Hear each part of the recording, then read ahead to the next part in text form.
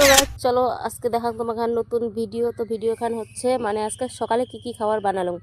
তো হাঁড়ি অল্প ছিল, ঠান্ডা ভাত, তো ঠান্ডার দিনে ঠান্ডা ভাত ভাল লাগবে না, গরমের দিন হলে জল দিয়ে পান্তা করে খাওয়া গেলে, তাই এটার ব্যবস্থা করে হচ্ছে মুই এলা।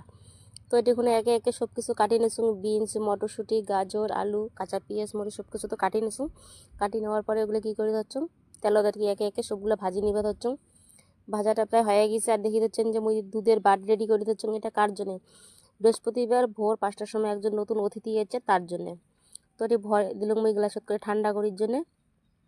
ঠান্ডা আর দিয়ে হইতে থাকি দিয়ে মুই ভাজাটা করে ফেলাম।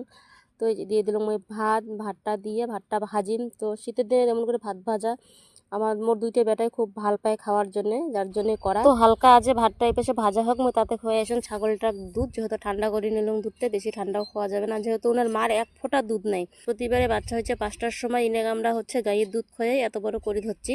আজকে 7 দিন হবাত হচ্ছে এমন করে দুধ খোয়াই। রাত্রি উঠিয়েও আমাকে দুধ খাওয়া লাগে।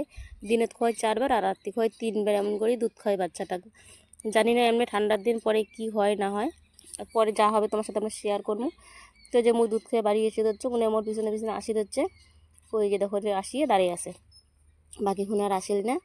তো চলো এলা দেখো হচ্ছে মোর ভাত ভাজাটা।